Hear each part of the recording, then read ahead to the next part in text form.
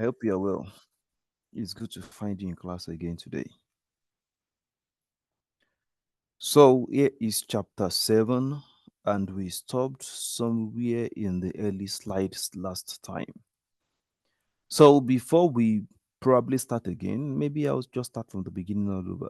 So, before we start for today, does anybody happen to have a question? A question from what we did the last time, the previous times, or just any question whatsoever concerning our course? Any question? All right. So since there's no question, let's just get it over with. So last time we said we have two types. We have the built-in types and then the reference types.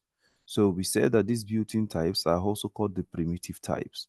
The primitive types because came um they are easy to model, they are very close to the design of the computer hardware. And so, because the computer hardware can easily undo these types, we call them the basic type, the built-in types, the primitive types. All right. So we said that for the primitive types, we have integer. Where's my pen? We have integer, and then we have the floating point types. And then we have the char. Okay, probably I drew a tree for you the other time. I just realized now that it would be nice actually to increase the tree. We probably wouldn't have just those that I must have drawn for you the other time. Okay, so we have normally two types. So we have the numeric and the character type. So this is char. These are primitive. Chars are primitive. A is a char. C is a char. And by the way, 7 is a char as long as it's in this code. So these are chars. Now for the numeric type, we have two types. We have the integer type and the floating point type. So this is the integer and then this is the floating point. So we have the floating point. So for the integer, we have also different types of integers. We have different types. We have long, we have short, we have byte. For the floating point also, we have different types. So we have regular floating point. We have the double precision. This is D. We have the double precision, and then we have something that is a bigger double. So we call this the long double. So here is what we have for the types. Okay, so we have the long integer, we have the short integers, we have the unsigned integers. So last time I told you that we have two types of integers again. Okay, probably um I may just try to do that. But by the way, it is not for integers and alone. It's integers and floating point. So probably at this point I may just expand it. Let me make a new drawing. You already see this. So let's go to another one. So I can say here is integer, and then I can say integers are of two types. We can have signed integers and unsigned integers. Unsigned. So unsigned integers are always positive. And this is the one that you always use when you're programming. When you say int x is equal to 7, or just write int x, the memory created for int x is expected to be for an unsigned integer. But signed integers can be positive or negative, and this is why we say they have a sign. They have a positive sign or a negative sign. So we have signed integers and unsigned integers. The past drawing I had that we have different types of integers still follows. It's still about the same thing. It still follows. But what do we mean by signed integers? Now, if we go back to our previous discussions, if you go back to the previous things I taught you at the beginning of the course, I told you that the smallest addressable size of memory in a computer is a byte. And what is byte? It is 8 bits. So we can have 1, 2, 3, 4, 5, 6, 7, 8. So we have 8 bits. So this is 1 byte. And this is the smallest amount of smallest memory space that can be addressed by the computer.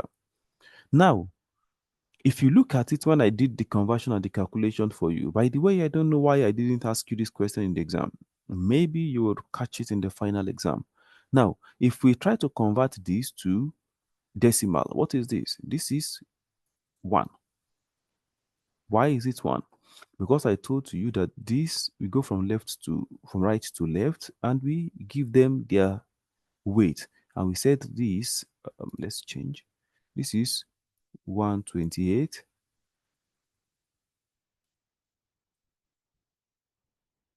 We said this is 64. Oh, that's one very bad 64. Okay. What else did I do? Yes. So I said this is 64. This is 32. I'm being patient to write this because it's important that you understand. This is 16.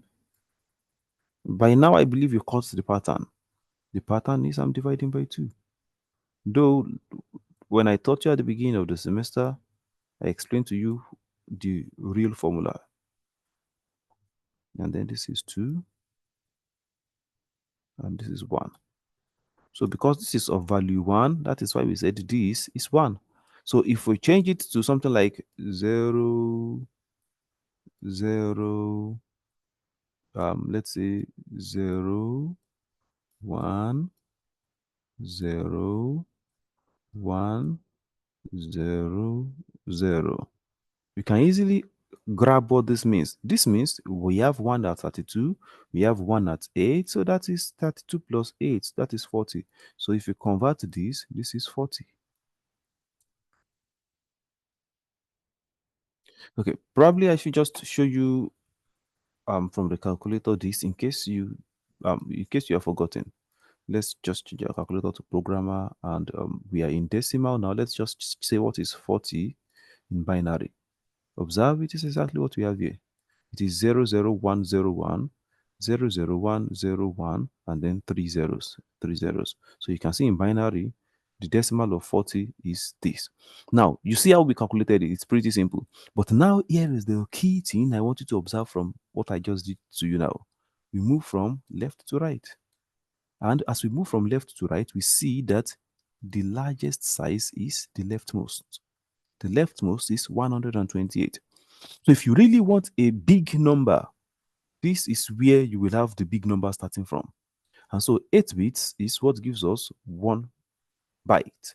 And this 8 bits can be used to represent, if you had all these numbers together, the largest value that 8 bits can represent is 255. Is 255. Now, with signed and unsigned integers are inherently positive. So we don't think about signs. We just believe that they're positive numbers. So let's forget about sign. Let everybody just believe that if it is unsigned, it is positive. So it's easy for us to store the values. But here is the different part. When it is signed, it is different. In signed, we use the first bit. We use the first bit to draw the sign.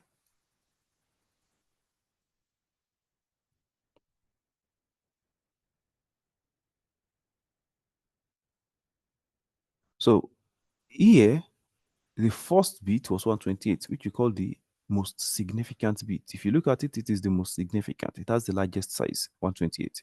This is the least significant bit. It has 1, the smallest. This largest one, which should be the most significant bit in signed integers, is not part of the bits for the number. So it means 1 byte of unsigned of signed integer cannot take up to 255 like the unsigned. 1 byte of signed integer would take 255 minus the size of the largest bit.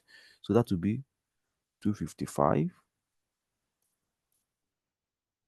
minus 128, because this is 128. Remember, this is 128. Now, why are we subtracting 128? Because we are trying to say that the number is signed. So there must be a way to keep the sign. So let's say our number is minus 40, like we had up. But now we have the negative. If we try to save minus 40, what are we going to do? We are going to have this as 1. This will be 1.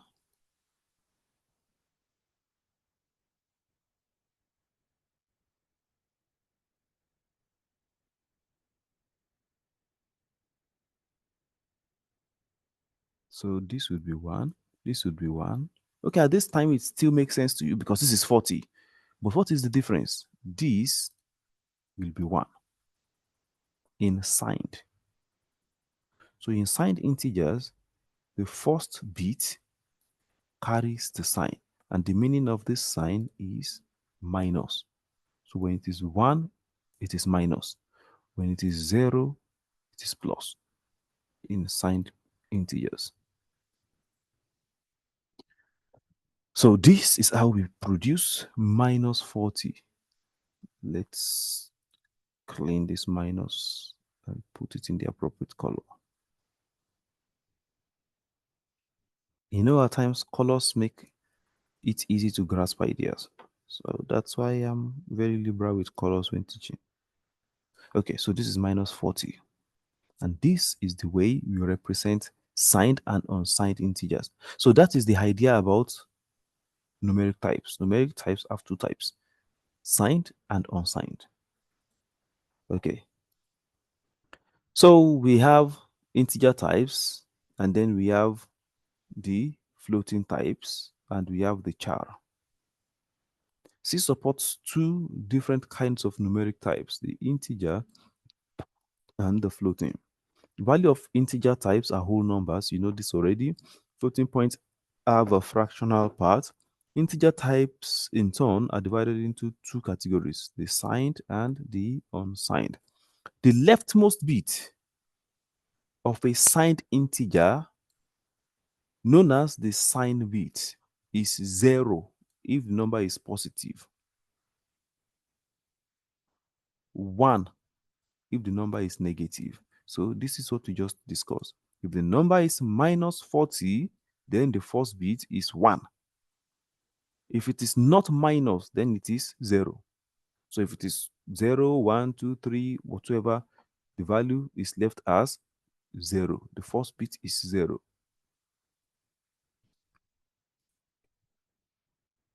The largest 16-bit integer has the binary representation of this, but this is a signed integer. So the largest 16-bit, 1, 2, 3, 4, 5, 6, 7, 8. So this is 1 byte. And then this is another byte. In this case, we are looking at the signed bit, and this sign of 0 means it is positive. This is positive because it is 0. And that is why we say that it has the value 32,767. Why? Because it cannot use this last one. And that is why we call it the largest. The largest 16-bit signed integer actually is 15 bits, because the 16th bit, which is the most significant bit, or also called the signed bit, is reserved for the sign.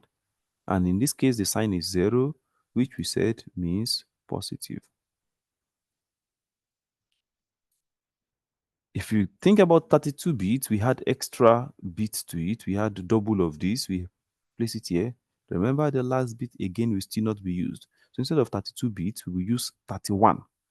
The 32nd will be the sign bit. So it has this value. An integer with no sign bit, that means the leftmost bit is considered as part of the number, is said to be unsigned. So unsigned is the one that we always believe that it is positive. So we don't keep any bit to store the sign because we know the sign is positive. So let's just store the numbers with all the bits. Observe the difference. The largest 16-bit unsigned integer is greater than the largest signed integer. Why? Because we are using all the bits here. Here, we are not using the most significant bit. But in unsigned, we are using the most significant bit as part of the number bit.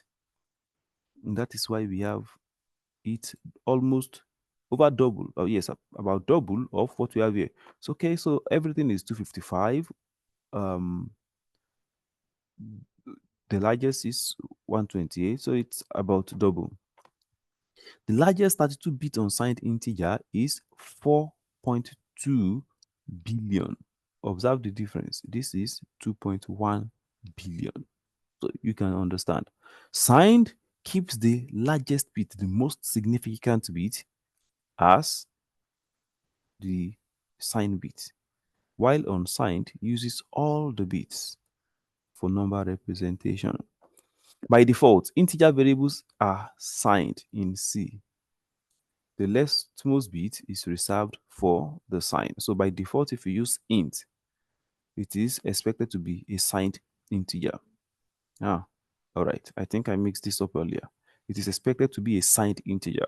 Now, to tell the compiler that a variable has a sign bit, you have to say it is has no sign bit. No, you have to say it is unsigned. So if you write in int a is equal to 3, this is a signed bit. This is a signed integer. So we assume that 3 is signed. So actually in memory, we are going to have the first location to be 0. And that 0, that first bit cannot change because it is positive. But on the other hand, if you wanted a minus 3, then what would you do? I mean, if you wanted, where is my eraser? Now, if you wanted this a, or let's actually call it n because it looks more n than a. If you wanted n to become an unsigned integer, which means it can never be a negative, then you have to write in front of your hint, you have to write unsigned in your C environment. Unsigned numbers are primarily used for systems programming and low-level machine-dependent application. So if you are writing systems program, what we mean by systems program is you are writing an operating system like Windows. You are writing operating system. Let's say you are developing a game console and you want to develop an operating system for it. Yes, you use unsigned integers for some areas that can never, must never be negative. So you use unsigned integers. The range of values represented by each of the 6 integer types varies from one machine to another machine. The range of values represented by each of the 6 integer types varies from one machine to another. However, the C standard requires that short integer, and long integer must each cover a certain minimum of values. Also, integer must not be shorter than short int. Long integer must not be shorter than int. So here is the idea. We have long int, we have int, and then we have short int. So the idea is this: since long int is larger than integer, then integer values must not be as big as long int. And at the same time, long integer values must not be shorter than integer. So this is just the idea. So long int must not be shorter than int.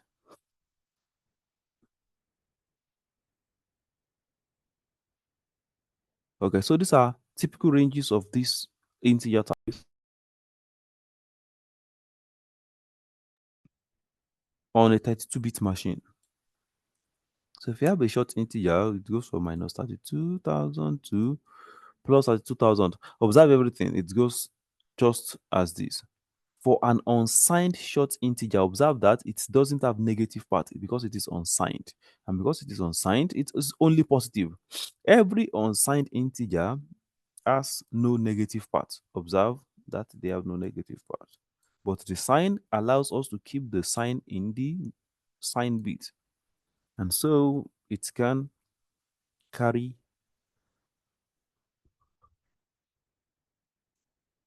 negative values.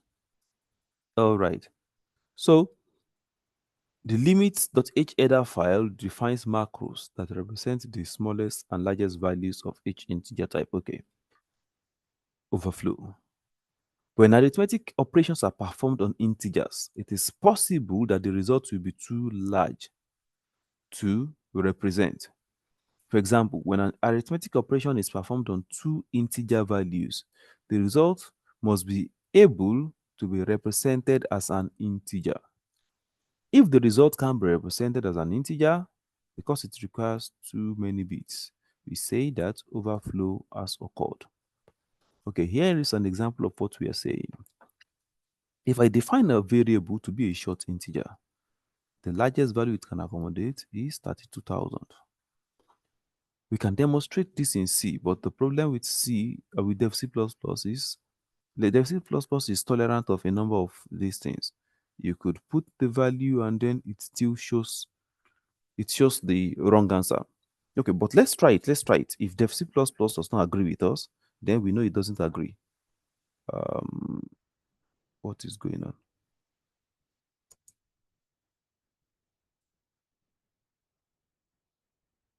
Okay.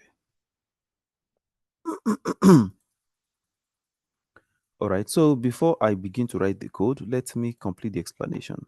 So here is what we mean: that if we make an arithmetic expression using integer types, we must be able to store the result of the expression in an integer, especially of that type. So if we take, for example, the previous year, here we see short integer as the largest value as 32,767. Now, come to think of it, if I have 31,767 and I say times 4, what would happen? And I want to store it back in the same variable. It should not be possible because by the time I multiply this times 4, it's going to be way larger than the memory space that is allowed for short integer. So I would have a problem. Okay, let's try and do something like this and see if Dev C++ would not be overkind. So,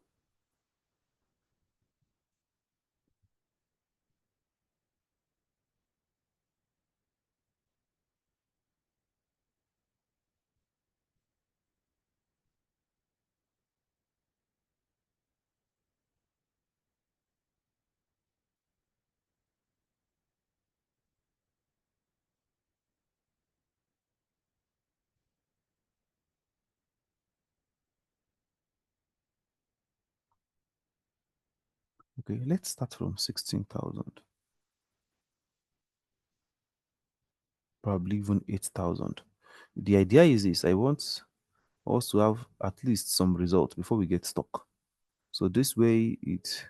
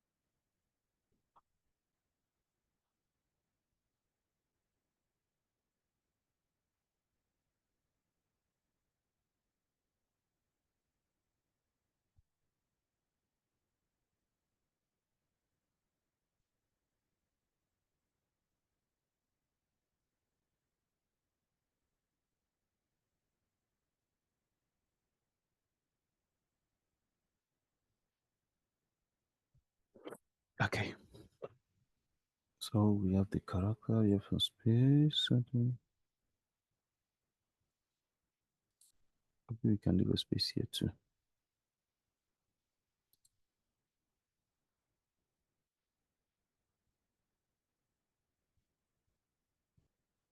Okay.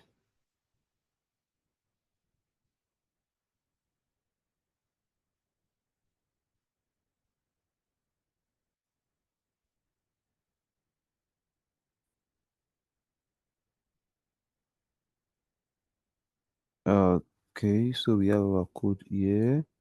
Yes, we caught it. Here is what we are looking for. Now let's go back to the slide so we can easily grab this idea.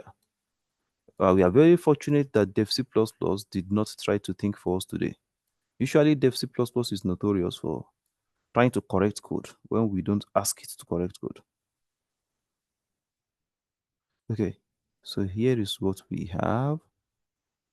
Not yet. Yes, okay, here is what we need. And here is what we have. Now, what do we see? We started the code.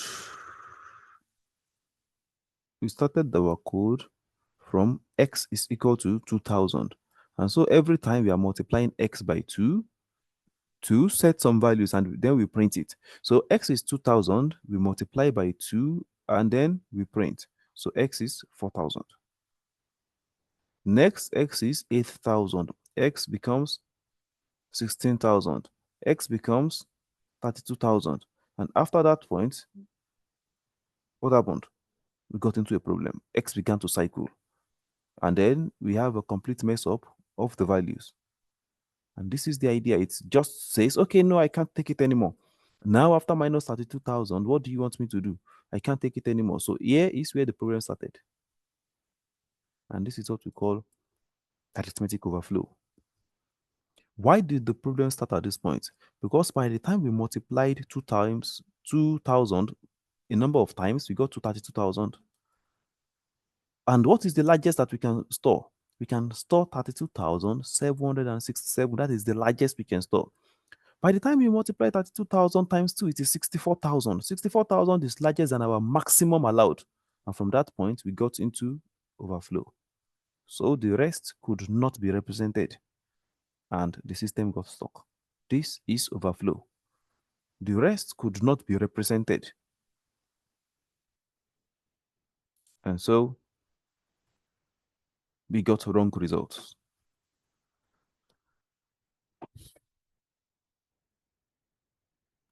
C provides 3 floating types. We have the float, we have the double, which is double of the float. And then we have the long double. This is double of the double. Float is suitable when the amount of precision isn't critical. So if you are doing classwork, just basic programming, it's nice to use float. When you begin to make some scientific research, you should use double. When you are trying to design a space rocket, you should use long double. That's the idea. When you are trying to design a military missile, you should use a long double. Why? Because precision is too important when you are trying to land a rocket. You don't want to land a rocket on Mars and then you hear that the rocket landed on the sun, because precision is too important. And that is why we have different types. The C standard doesn't state how much precision they have, because that depends on the number you try to store in them. So characteristics of float and double when implemented according to the IEEE standard is that float has 6 precision digits and then double has 15 digits. So how they are implemented by each programming environment depends on the programming environment. So maybe we should try something like that. Maybe you should try it. Let's write another little code. Let's look at Dev C++ and try something like that. So let's say float x is equal to 22 divided by 7. Printf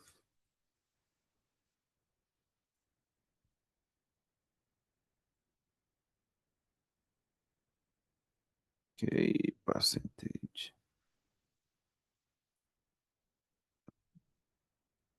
Oh, percentage f, comma, x. This would have large values, so it's best we move to the next line. So let's move to the next line before we do that. And let's do another thing. Let's just save time and put here for XX. By the way, if you know that our code won't work now because we do not have XX. So we are going to define XX to solve our problem at once.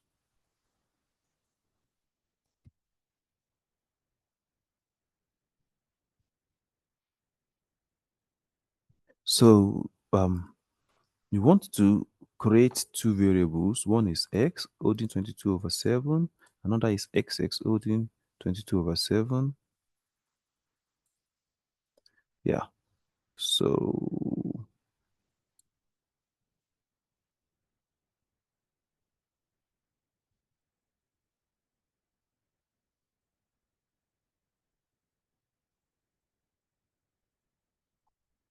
okay.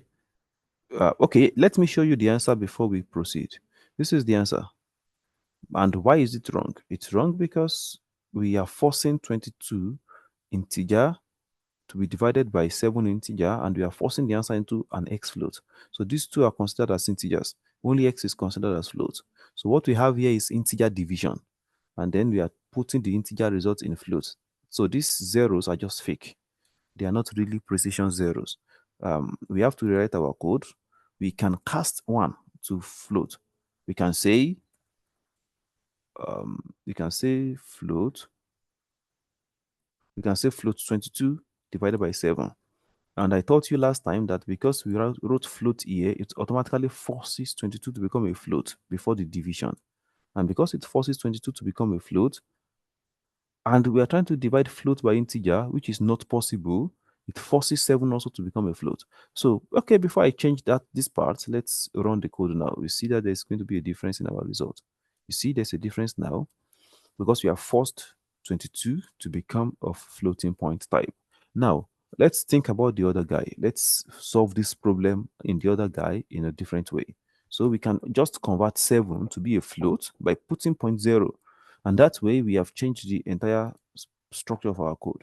Because with that, 22 becomes a floating point by forcing. So 7.0 forces 22 also to become of the same type because 7.0 is larger than integer. So let's run the code again and see the new answer. Okay, the new answer is 0. This is interesting. Okay.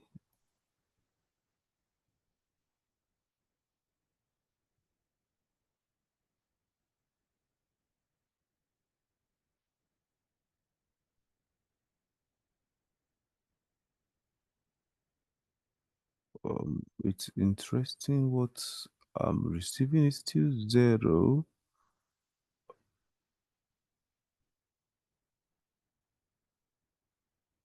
Okay, let's start with double.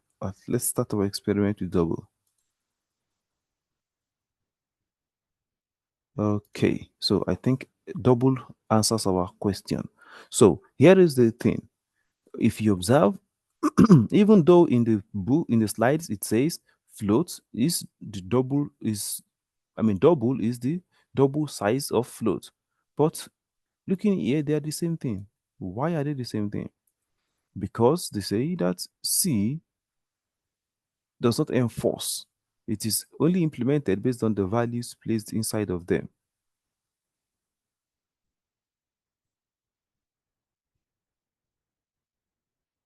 Okay, in fact, on some machines, float may have the same set of value as double, or double may have the same values as long double. All right. The conversion specification percentage F is used for reading and writing single precision floating point. So, when reading a value of type double, put the L in front of F. Okay, so if you want to use this to store a double inside of variable double D, use L only in a scanf format string, not a printf format string. In a printf format string, the F conversion can be used for either float or double values. When reading or writing a value of type long double, put the letter L in front of F. Okay, so actually what we did earlier was we were trying to display long double, but somehow it didn't work, even though we were using long LF. We were using LF and it didn't work. So at least using double gave us our answer. It's fine for the time being. The only remaining basic type is the char, which is character. The value of type char can vary from one computer to another computer because different machines may have different underlying character sets. But today's most popular character set is ASCII. Okay, this is the full meaning of ASCII, and it's a 7-bit code that can represent 128 characters. 7-bit code. I believe you understand this by now. 7 bits means 1, 2, 3, 4, 5, 6, 7, not 8. And we said this is 64. So you know what is the rest. If you go back to scientific or to standard. So if you had 64 to 32 to 16 and 8 and 4 and 2 and 1, you're going to have 127. So it is used to represent 128 characters.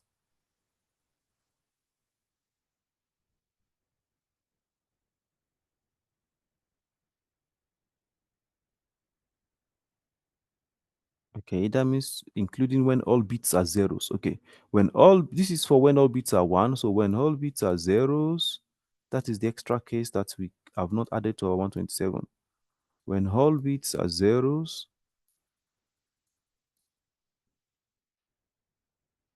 yeah. So when all bits are zeros, this can store an ASCII value, and the remaining possible cases of all bits, this can give us 127. So plus this one gives us 128.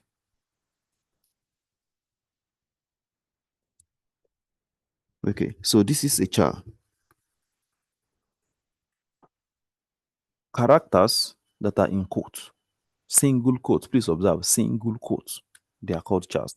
So a variable of type char can be assigned any single character, just one character. So here is an example. Here is an example. Observe that this is 0, but because it is in these quotes, it is a char. This is a space. Again, notice that they are in single quotes, not double quotes. Not double quotes like this. Not this. They are in single quote like this. It makes a difference, please. Working with characters in C is simple because of one fact. C treats characters as integers. If you remember when we were discussing the switch system for selection, the switch, case 1, case 2, case 3, we said that for switch, you must use integers. And then we gave a permission. We said, and also you can use chars. You could have been wondering why chars. This is the reason. Because chars actually are treated as if they are integers. Why? Because each char is mapped to an integer space in the binary system. If you remember, we said that it goes from zeros to one ones, and we have learned to convert these zero binary values to integer, to decimal. So the decimal value is what is seen by the computer when we are making use of the switch system. Uh, so the value of character A has value 97, and capital A has the value 65. So when you say switch A, Actually, the compiler is saying switch 97. I mean, when you're saying case A, the compiler is perceiving that you are saying case 97. So that is why we can use chars for the selection statement. Character constants actually have int type rather than char type. So when a character appears in a computation, C uses the integer value of that character. Okay, I think I just told that to you. So if you have I is equal to A, and you already defined I as an integer, but you place A in it. So the compiler sees A as the numeric position of A in the ASCII table, which is 97. If you say CH, which you have defined as a char, if you say it is 65, you put a numeric value, but because you have defined the variable space you are storing it as a char, C converts that 65 to the capital A that is on that position in the ASCII table. So it displays what is there.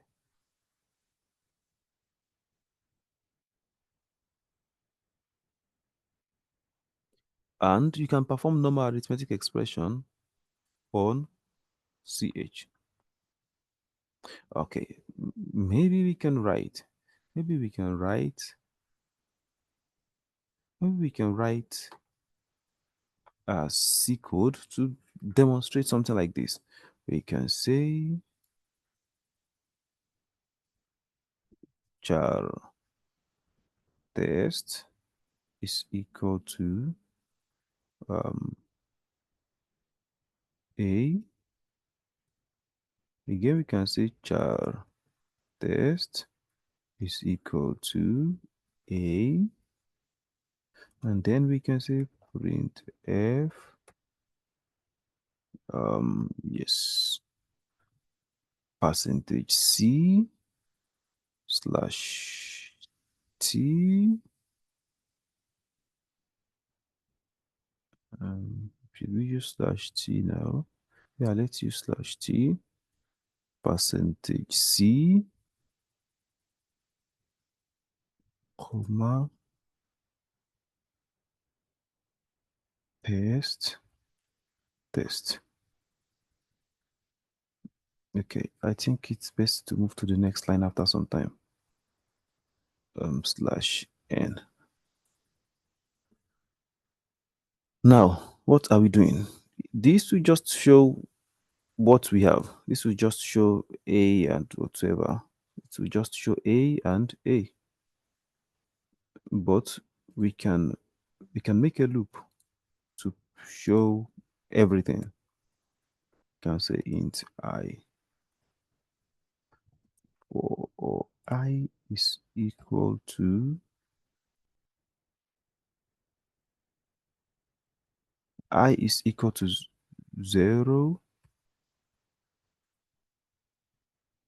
or I is equal to 0, I is less than 26, I plus plus. By the way, we can even make it get to 27. So you can see that, let's just make it up to 30. So you can see that we have a number of digits in the ASCII space.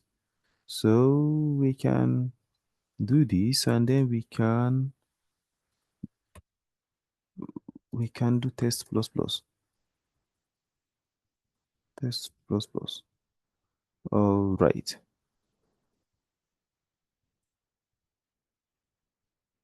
So what did we just do? We just printed all the characters from the first location till the 30th position. So after Z, we printed 4 more. So after Z, we have the left curly braces at the next location. And then we have the vertical bar, we have the closing braces, and we have tiled. We have a caret here, we have the right square braces, and so on. Maybe we can do something interesting. We can put a space and print their position. Before we tab, let's put a space, and then we put a percentage G. We can, before we go to the next line, we put a space, we put a percentage G, and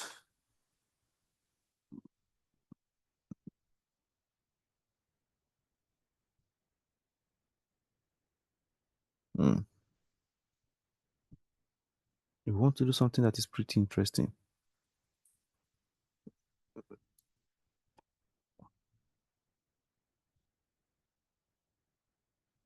Now, what I'm doing is a risk. I've not tried it before because we are doing incrementing. So it's going to be a funny thing, but why not? We learn from funny, strange things. It's time to learn. So we run our code and let's see what the result is. Nice, nice, nice. It's good. It's good. It worked. Exactly what I wanted. All right. So what did we say from the slide? We said, okay, let's minimize the C++. We said small a is 97. So we printed the location of small a. Um, so CH is 65, which is probably the position of capital A. Yes, capital A. So we've printed A is 65. And so as we increase, we try to print what is the value there. What is the numeric position of each character? So we go down till 94 and then we start from 97. We see what is in the position till 126. So I think we made some progress, 94, 95, 96. Okay, probably if we printed two more, it would have just been from 65 to 128. All right, so I think this makes sense. If you were very careful in watching, you must have learned something interesting. And we will pause here. I think you deserve about 10 minutes break. Let's have 10 minutes break and I'll see you after.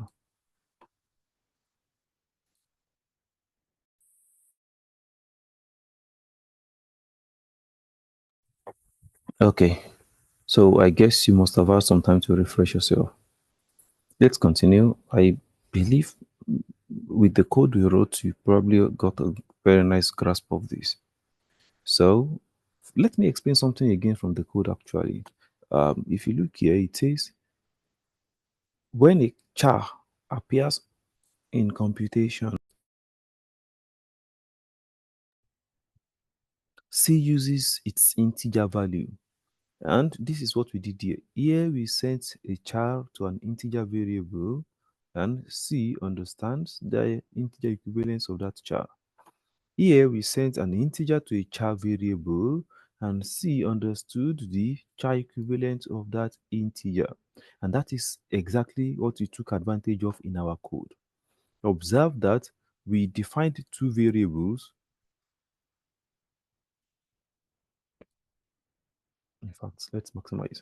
Observe that we defined two variables as char. But for these two char variables, we use them as char and also as integer. So I used test as char, I used test as integer.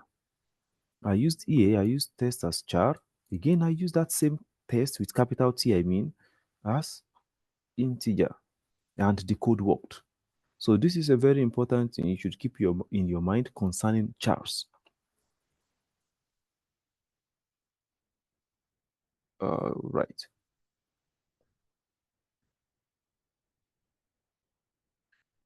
Characters can be compared just as we can compare number.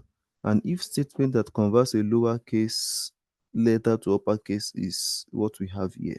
So you can say if the character given is less than, I mean, is greater than hey or equal to hey. So the idea is if the char given is between A and Z, this is just the idea. If A, small letter A, is less than the char or equal to the char, but that char is less than Z or equal to Z. So we are saying if the char is between A and Z, that's just the meaning. With A and Z included, then what should you do?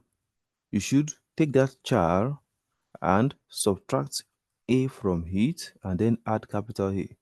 So what they are actually doing is they are restoring the char back to the beginning of the first character and then adding the first character in the uppercase to it. So this takes a character that is lowercase. If it is F, it takes F and then makes it capital F. Comparisons such as a is less than or equal to char are done using the integer value of the characters involved. So these values depend on the character set that is in use. So programs that use less than or equal to, greater than equal to compare characters may not be portable. May not be portable means that it may not work so well on another type of computer hardware because the character set in that computer may be different from the character set on which the code is written. The fact that characters have the same properties as numbers has advantages. Okay, we already saw some of the advantage. We can use the same variable for percentage %C and percentage %D at the same time. For example, it is easy to write a for statement whose control variable steps through all the uppercase letters. So if I say for CH is equal to A and CH is less than or equal to Z, CH plus plus, we are simply going through characters from A to Z. Now, disadvantage is that it can lead to errors that the compiler cannot catch. That would be actually semantic error, logic error. So it would lead to errors that the compiler would take the code as something that is different from what you are actually trying to write. And it has a meaning to the compiler. So because it has a meaning, the compiler won't stop the code. And this is the disadvantage. It allows meaningless expressions. Such times A times B divided by C. So one can try to do something like this, but A times B divided by C, if you are handling them as chars, would give you a silly answer. A would be, let's say, 65, B would be 66, C would be 67. If you multiply A times B, it gives you an integer. When you divide by C, you're in trouble because it gives you a floating point. What character would that floating point mean? Impossible. So that's where you'd have problem. It can hamper portability because programs rely on the character set. Okay, we said that in the previous slide. Okay, getchar and putchar. For single character input and output, getchar and putchar are alternatives to scanf and printf. Okay, so in scanf, we have a weakness. The weakness in scanf is that whenever we accept a value, a number of things can stop our value. White space, enter, and a number of things. It just accepts them all. And in printf, if you want to display a value, you need to manually put the new line character. If you remember the last code we wrote, we had to put the new line character ourselves /n. And this is where we have a different set of functions that allow us to do things in a different way. So putchar writes a character. Each time getchar is called, it reads one character. That is the difference. Getchar takes one character. Putchar puts one character. Ah, we are in char. Getchar returns an integer value rather than a char value. So ch will be of type int. So getchar returns integer. This is really important. So ch must be of type int. So like scanf, getchar doesn't skip white space character as it reads. So here is example we are doing while the last character is not /n. So what does this mean? It means we are scanning from the keyboard, getting some chars and storing them inside this variable as long as the character that was given by the user is not the enter. So it gets the characters, stores them in the ch until it gets the new line character and it stops. So writing this loop using getchar, this is for scanf. But if you write the same thing using getchar, it's just going to be do while ch is equal to getchar. And then the while stops the condition. So the idea is that it keeps getting the character and testing the character. Whenever the character is not slash n, it gets it and moves forward. But whenever it is slash n, it stops. For a computer to perform an arithmetic operation, the operands must usually be of the same size, the same number of bits, and be stored in the same way. Okay, I told this to you already, so we can actually be fast here. I told you that the CPU cannot work on mixed type operands.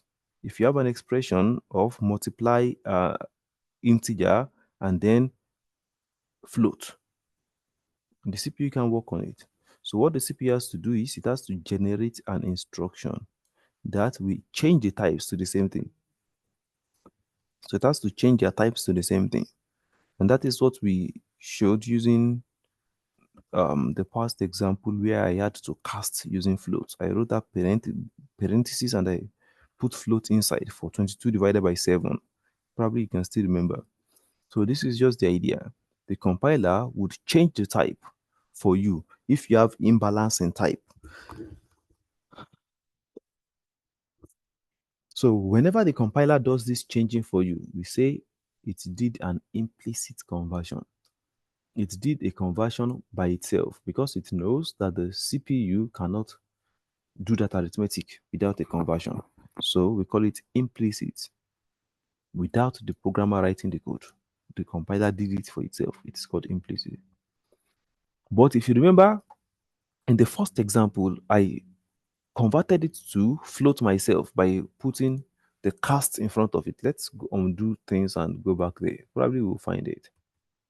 Yes, this I forced it to become a float myself because I forced 22 to become a float by casting it to float using the float function.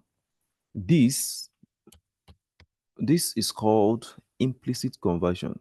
Um, implicit conversion. But for this second one, observe that I wrote yes, I wrote space. I wrote 7.0. By putting that point, I am saying that I'm dividing a 22, which is an integer, by a 7.0, which is a float. And this is what we call mix. We are mixing the two types. So the CPU can't solve this, but the CPU has to do something called widening conversion. It has to widen 22, which is an integer, to become a floating point. Because floating points usually are bigger than integers. And because the CPU did this itself, we call this I mean, this is implicit. The first one is explicit. I'm sorry. This is implicit. This is explicit conversion. And this is the implicit conversion. 7.0. This is implicit conversion. Why? Because the CPU by itself saw that floating point is trying to divide an integer. So it forces the integer to be converted to the type of the one that is dividing it. So C allows the programmer, by the way, to perform explicit conversions using cast operators. So example of cast operator is the float I showed to you in this code. The rule for performing implicit conversion are somehow complex because C has many different arithmetic types. So here is how implicit conversion is performed. Implicit conversion again is the one done by the compiler itself. So how is it performed? When the operands are in arithmetic or logical expressions, when the operands in an arithmetic or logical expression don't have the same type, C does the conversion. It does the conversion. So when the expression on the right hand side of an assignment doesn't match the type of the variable on the left hand side, C does a conversion. When the type of the expression on the right hand side does not match the type of the variable on the left hand side. So here is what that means. Okay, let me find a new means to type. I would not write every time. So let me take my text editor and bring to the screen. So here is what we are saying. So if you say int x is equal to float 22 divided by 7, what is going to happen? We are, since this is float, we are going to divide it by a float. So the result of this expression will be a float. But here comes the problem. We are trying to store the float result inside of an integer. At this point, C will do what we call an implicit conversion. And this is what that conversion looks like. Even though nobody will type it, this is the meaning.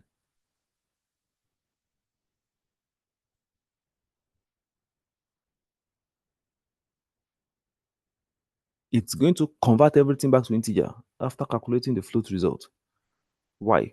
Because the variable x where we will store them is an int. So it calculates the floating point of 22 divided by 7, which is going to be 3.142 something, 3.142 blah blah. Then it takes this and casts it to an integer. And so the result becomes x is equal to 3. This is going to be the result. So this is the first one. When the type of the expression on the right-hand side of the assignment operator is not the type of the variable on the left-hand side. Second instance, when implicit conversion will be done. When the type of an argument in a function call doesn't match the type of the corresponding parameter. So when you are making a function call and the function in its definition requires integers, but you are passing floating points, what happens is that the compiler will truncate the floating point, convert them to integers, and use them as parameters for the integer and for the function. When the type of the expression in a return statement doesn't match the function's return type. Okay, so when you are creating a function, you need to write the return type. If you wrote the return type of that function as integer, but you are trying to return a variable, and that variable is defined as a double, what would happen? The compiler will take the value out of that double variable, pick that value and convert it to an integer, and send the integer equivalent out. Okay, the usual arithmetic conversion are applied to the operands of most binary operators. So if f has a type float and I has a type int, the usual arithmetic conversion will be applied to the operands in this expression, f plus I. So what it means is if you are trying to say I plus f, and the two of them are of different types, we will have a conversion in this expression. Now, the question is who will be converted? By now, you should already know, because I've shown it to you a number of times, that whenever we have floating point and integer in an expression, arithmetic expression, it is the integer that loses its shape. The integer gets converted to a floating point. We call it widening. We don't make a big variable to become small. We lose precision. But we do the opposite. We make a small variable to become big. We make an integer to become a floating point. So when an integer is converted to float, the worst that can happen is a minor loss of precision. Actually, it can't lose precision. But when you convert a floating point to integer, we will lose the fractional part. We will lose the fractional part. If you convert 7.949 to integer, you will lose the 0.949 part. All you'll be left with is 7. So this is not good. Worse still, the result will be meaningless if the original number is larger than the largest possible integer or smaller than the smallest integer. Now, we have a chance of losing a lot of things if we convert from floating point to integer. I mean, in arithmetic expressions. So because of that, the standard thing that happens in implicit conversion is that we widen it. Widening, also called promotion. So we make the smaller one, integer to move to the type of the larger one, floating point. So strategy behind the uh, usual arithmetic conversion is this: convert the operand of the narrowest type. Example is integer that will safely, convert the operand to the narrowest type that will safely accommodate both values. Convert operands to the narrowest type that will safely accommodate both values. So you are trying to do float plus int. So what should you do? Convert the two of them to the type that will accommodate the two of them. But a floating point is already well accommodated. It's only integer that is not well accommodated. So convert this guy to a type that will accommodate this also, which is floating point. Operand types can often be made to match by converting the operand of the narrower type. Here is I to the type of the other operand. So convert I to the type of the second operand, the other operand. And this is what we call promotion because we are increasing it from integer to the floating point space. We call this promotion. So common promotion include integral promotion, which convert a character or short integer to type int or to unsigned int in some cases. So what this means is, since signed int is a little bit smaller than unsigned int. Why? Signed int has its first most significant bit not used by the integer, so it is smaller. If we need to do a conversion here, we will convert the signed int to an unsigned int so that we can use all the 8 bits. The rule for performing the usual arithmetic conversion can be divided into two cases, which is the type of either operand is a floating type or neither operand type is floating. So these are the two rules. If one is floating and the other is not floating, we have to force the two of them to become floating point types. If none of them is floating point, then we have to force all of them to become the type of the largest in the non-floating point. So this is what I mean. If you are trying to add, where is my text editor again? If you are trying to add something like this, if you say int x is equal to 3, short int z is equal to 2, and you want to add them together. If you want to say x plus z, what would happen? Z is short, is smaller than x. Even though the two of them are integers, they are not built the same way. Not all integers are equal. So we are going to convert the short integer to become the type of z. So this z is going to be converted by the compiler in this expression to become int, not short int. And that is why we say neither of them are floating point, but yes, we can still change them.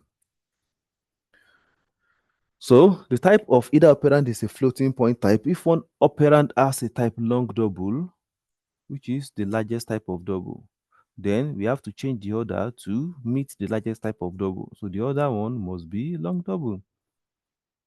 Or else, if one of the operands has type double, that means there is no long double in them. This is important. This is the first condition. If we don't meet this first condition, then we move to the second condition. This is important. Not that you use any one of them. You start from number one. If number one is not valid, then you move to number two. If number two is not valid, then the only case you have is number three. This is important. This is important. So probably I should write an example for you. So here is what it means. It means that if you have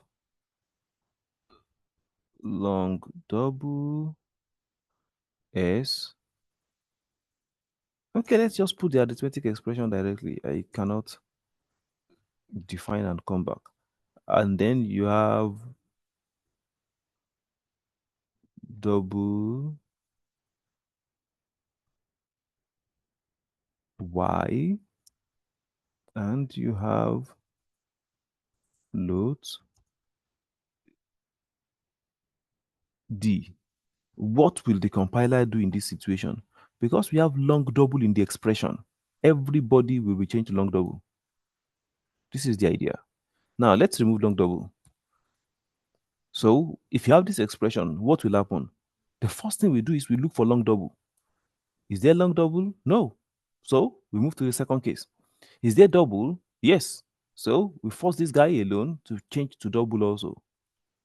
And that is the idea.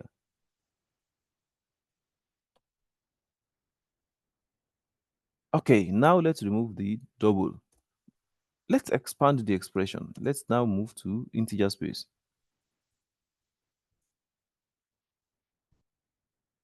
Now we are having a floating point plus an integer. Is there a long double? No. Is there a double? No. Is there a float? Yes. Okay, let's look around. What other types do we have? We have integer. Integer is smaller than float. So the policy says if we don't have long double, we don't have double, we have float, all the types in the expression will become float. So this guy must become a float. That's just the idea. So we keep going that way, looking at the bigger one and forcing everybody in the expression to be changed to the type of that bigger one. So if one operand has type of long integer and the other has the type of double, just like our example. So what will happen? We remove long integer and ask it to be converted to double because double is bigger than all integers, all integers. So here is the idea. Unsigned integers have 8 bits because they are not unsigned long integers. Okay, actually, this is different. Unsigned long integers is even larger than 8 bits, but long integer is unsigned minus 1 because it uses 1 bit for sign. But it is still larger than normal integer, which is 8 bits. And the signed integer is minus 1.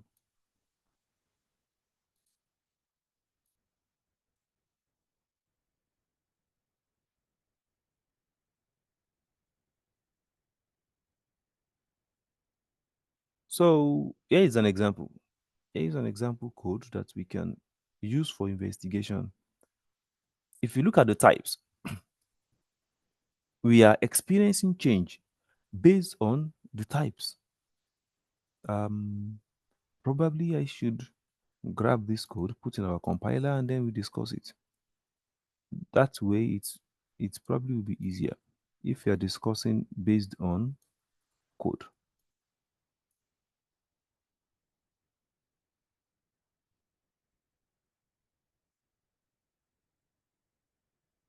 All right.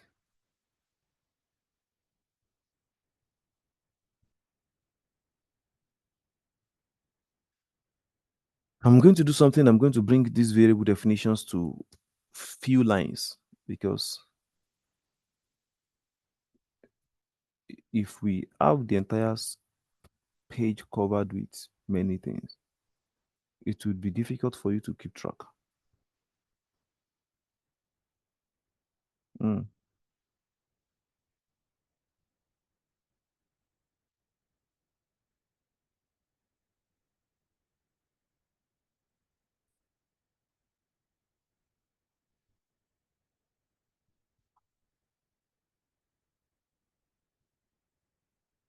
Yeah, I think this is better.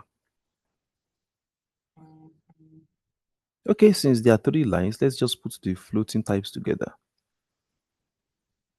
Let's put the floating types together. I think this way is better. Yes, so we have the floating types together.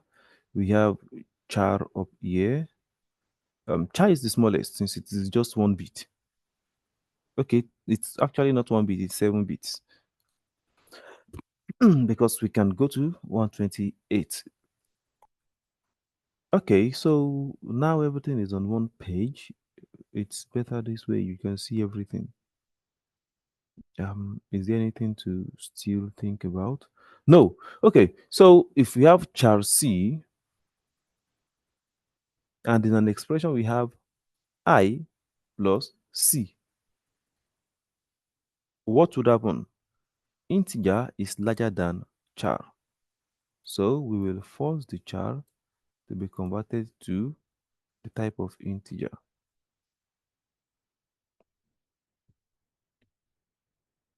If we have I plus S, look at S is a short integer.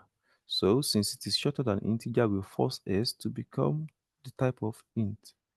U and I is a signed integer. It does not have the first most significant bit. U is unsigned. That's all its significant bit. So this guy will be changed to the type of the unsigned one.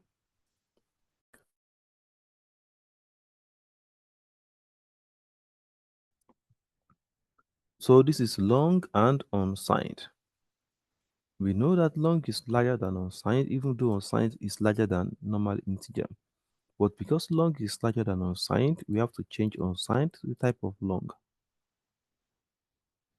Now we have unsigned long and long. Now unsigned long has one more extra bit. So long needs to be changed to become the type of the unsigned long. So if you look at the left hand side tells us the kind of variable minimum that should accommodate this type, this expression, if you don't want a conversion again. So if you have floating point plus unsigned long integer, we know that floating point is larger than all integers. So we convert the unsigned long to the type of the floating point. Now double and floating point. We know that floating point is the smallest in the family of floating points. So we force it to become the type of double. If you have a double and a long double, we know that long double means it is bigger than double. So we force the double to become the type of the long double so that the future would have a long double. Okay.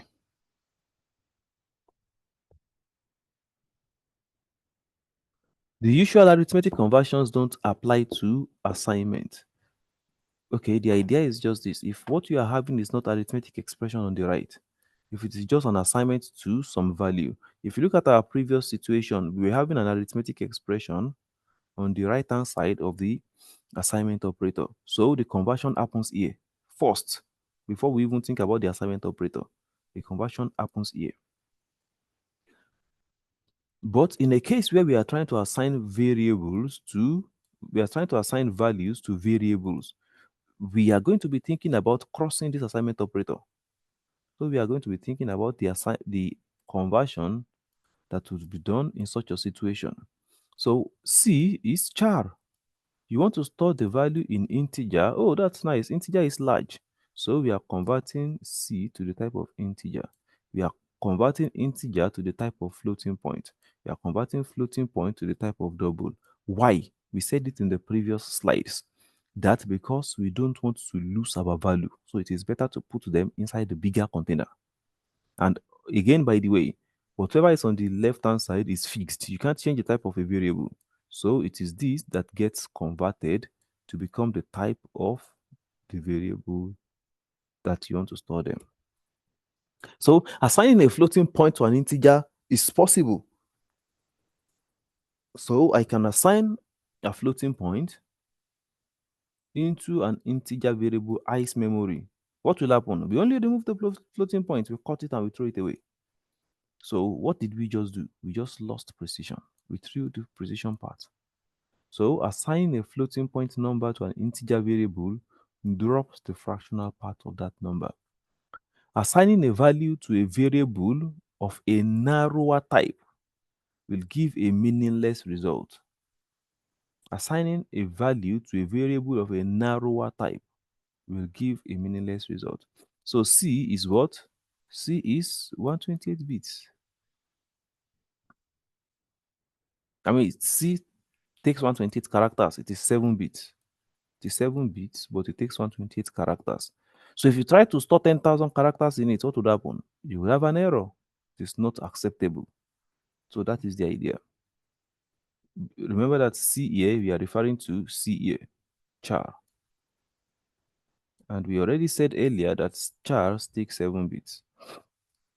Okay, casting. This is implicit. We just finished explicit. Everything we have been talking about here is explicit conversion. So we said we have two types, implicit. I mean, everything we have been talking about is implicit. We have two types, implicit and explicit. So we just finished implicit. So we have been discussing implicit since. Now we want to move to the second case, which is explicit. This is called explicit.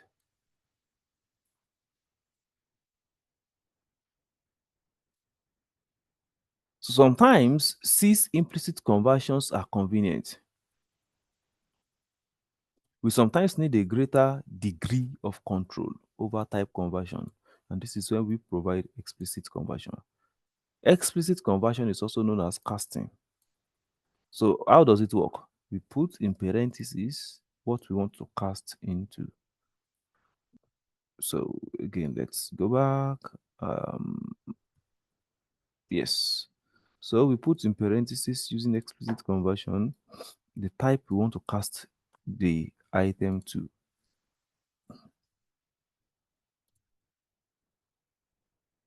So the cast as the form, the type name, and then the expression. The type name specifies the type to which the expression should be converted. So this expression becomes converted to this type. In our last example, the 22 integer got converted to float. Using a cast expression to compute the fractional part of a float value. So we have a floating point variable. Let's say it is 3.142. So this is the floating point. This is the floating part, I mean, and this is the integer part.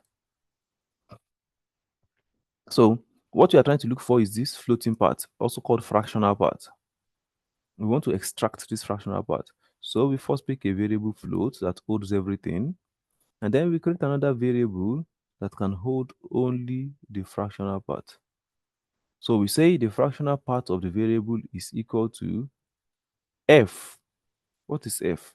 Everything, 3.142 minus the integer of f. So this is 3.142 minus integer of 3.142 is 3. So it gives us 0.142, and that is stored in frac part.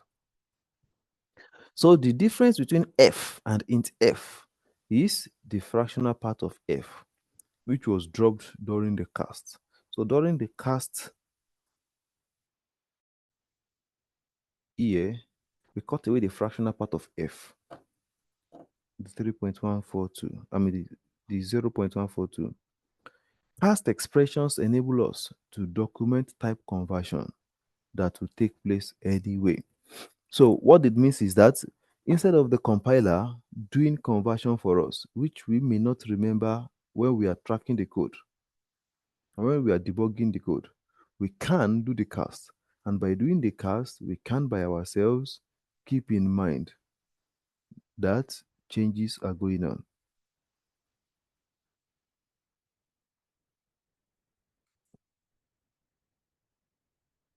Past expressions also let us force the compiler to perform some conversions. Here is an example. We create a variable called quotient, and then we have integer dividend and divisor. Quotient is dividend divided by divisor. So what is that? If you have 22 divided by 7, the quotient is 3. I mean, this is the normal mathematical quotient. But to avoid truncation during division, we need to cast one of the operators. This is the example we did. So casting dividend to float causes the compiler to also convert this guy to float because it cannot have a mixed type expression. It cannot have a float divided by divisor. So it converts divisor also to float without actually changing the type of divisor and dividend. We are doing temporary casting. And so because we do temporary casting, the type isn't changed. The type still remains the integer type. But for this expression down here, the type seems to change. Hmm. C regards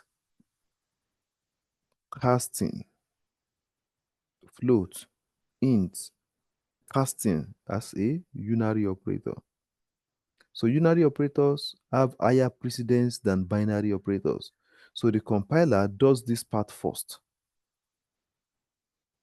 Okay, this is important. C treats casting as unary operator. And since unary operators have precedence above binary operators, the unary operators will execute before binary operator. So in the expression that we have, the compiler would see it like this. You see it as a parenthesis here. Solve this first, then before trying to come here.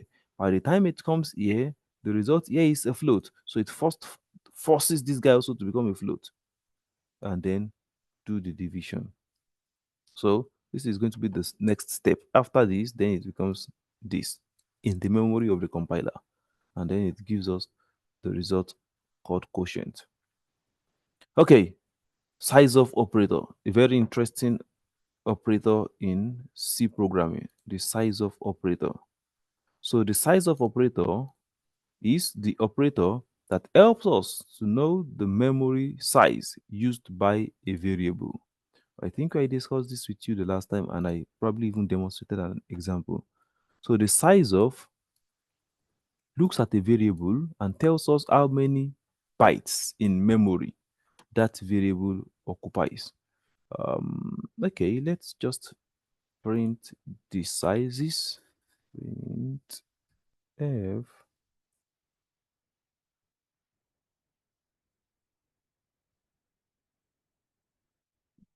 The memory in computer is divided into integer blocks, so we should print by percentage d percentage d. Okay,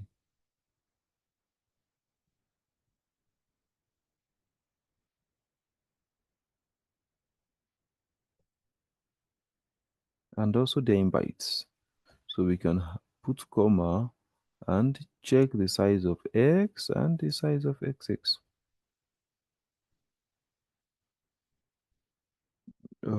Let's move to a new line before we do this, or probably two new lines.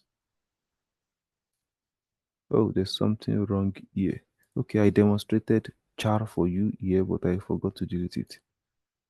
Okay, let's run. So it says, oh, I just wrote x and x. I'm so sorry. I didn't complete the execution of what I was trying to do. So I didn't put the size of operator.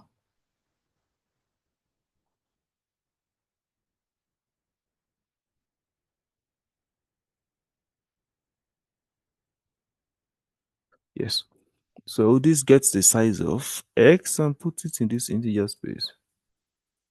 Puts the size of xx and puts it in the integer space. By the way, please don't get confused. I'm printing with integer because I'm printing the result of the size of method. I'm not printing x. X is not integer, x is float. So if I try to print x with percentage d and without putting size of, it would give me an error, which is what we saw the other time. Okay, let's see it. Probably we should see that one more time. I think it's good we made that mistake. So now, without putting size of, we are trying to print x using placeholder of integer. We are trying to print xx using placeholder of integer. And x and xx are double and float. They can never be printed by integer placeholder. So we would print nonsense. The compiler would print nonsense for us. That's why it printed this nonsense. That's the reason. So if we put the size of operator now in front, then we should expect something sensible. What just happened? Size of x and then size of xx. Yes, we have x. We have xx. So what's the problem?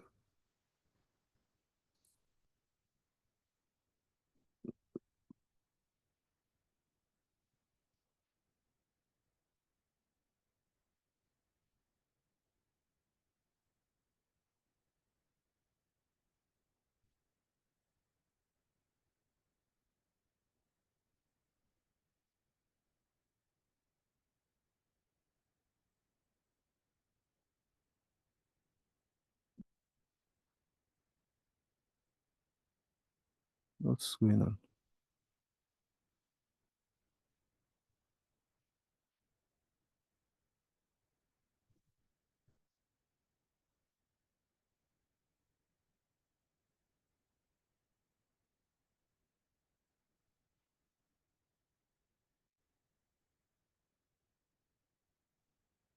We have x, we have xx.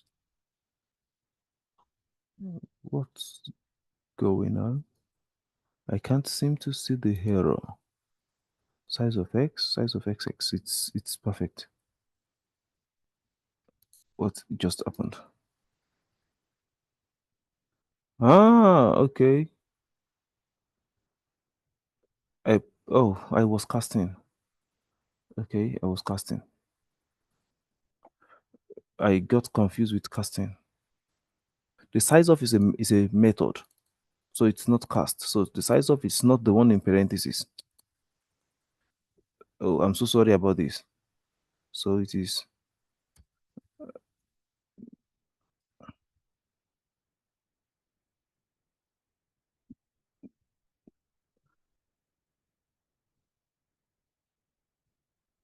okay.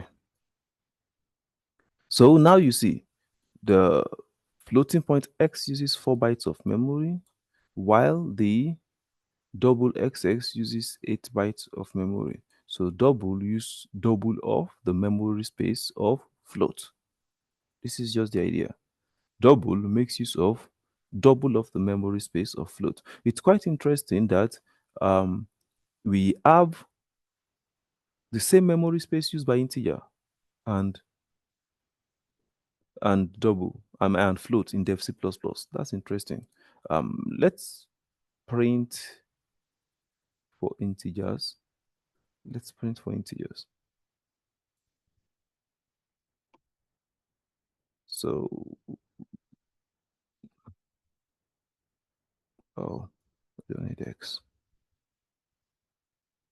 B. So we can say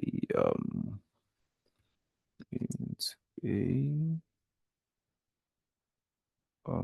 comma b, and then we can remove double space here. So the first line, remember, is integer, the second is float. Ah, so okay, a and b are integers, so they are they use 4 bytes of memory. Okay, let's expand it. Let's expand it. Instead of having a and b, let's just have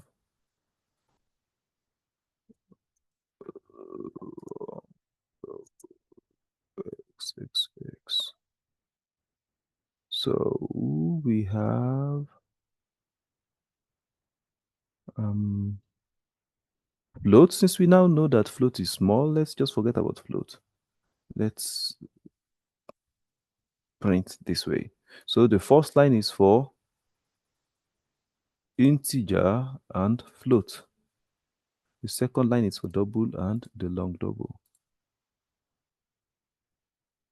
So integer uses 4, float uses 4 bytes, double uses 8, and then long double uses 16.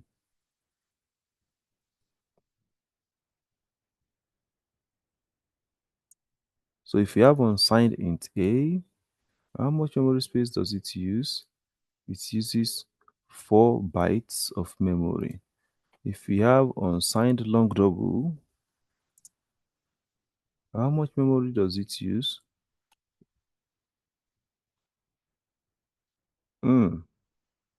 So that's interesting.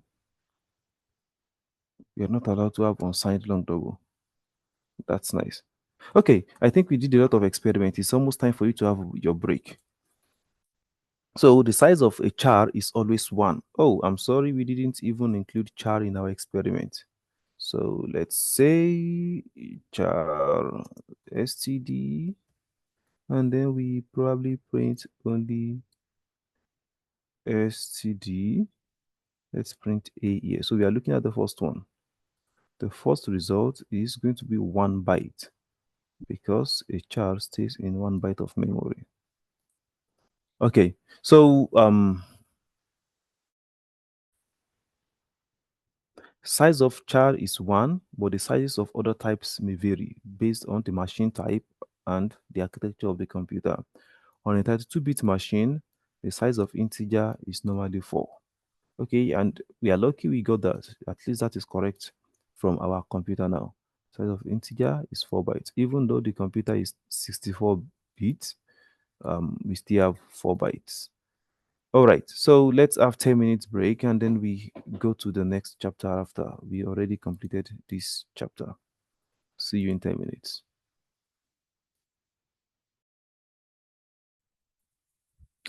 Okay, I hope you've had a cup of chai. We'll continue from where we stopped. So we move to arrays. Arrays.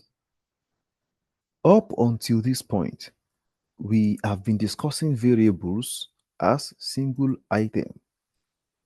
We have been, oh, just a minute, please. I can't, my pen isn't working. Yep.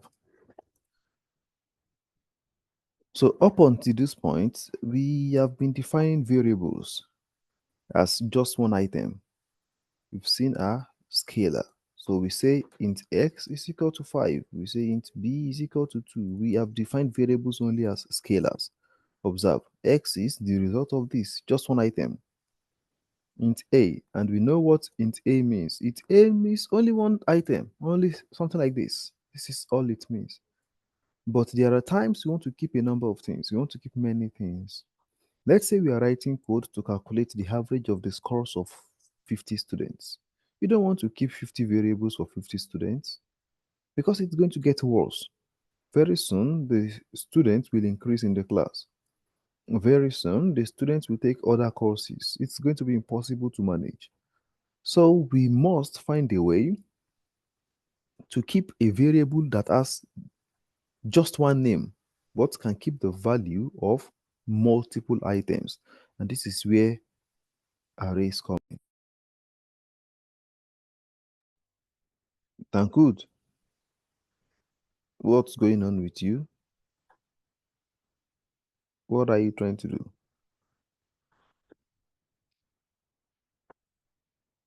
Tankut is not in our class.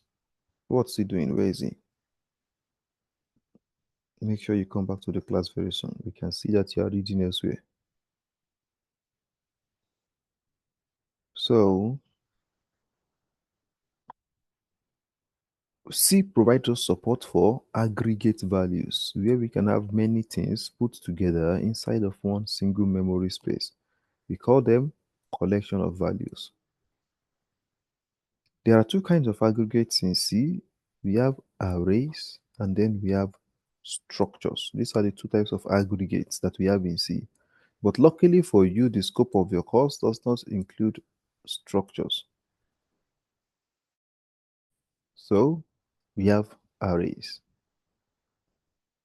The focus of the chapter is on one-dimensional array, which play a much bigger role in C than multi-dimensional arrays. So this is one-dimensional array, where you have a list of items that are just of similar type. And so they are stored in just, oh,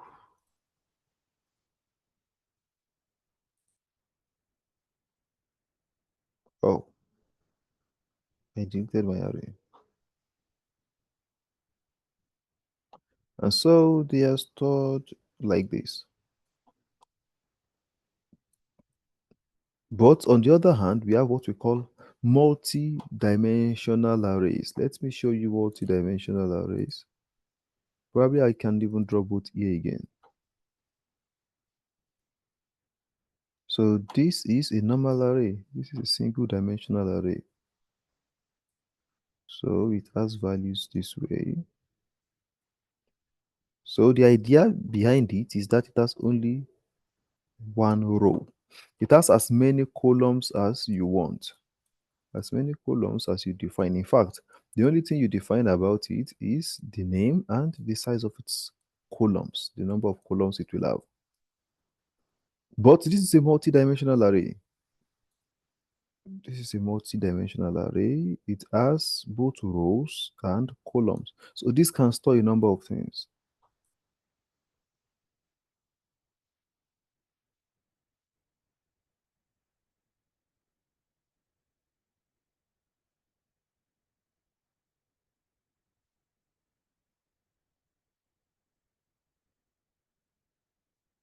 So this is it.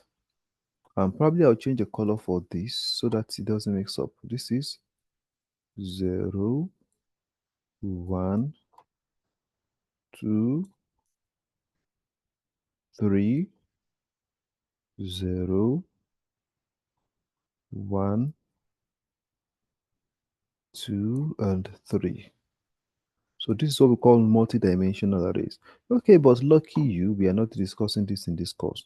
So just keep your eye on this because this is simpler than this clearly.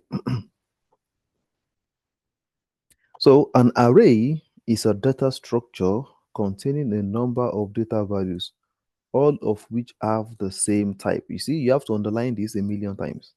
All of which have the same type. So what it means is that for this array, this guy can be 7. This guy cannot be char. It is impossible in C. They must be of the same type. This guy cannot be any other thing like 7.1. No. It must be all of the same type.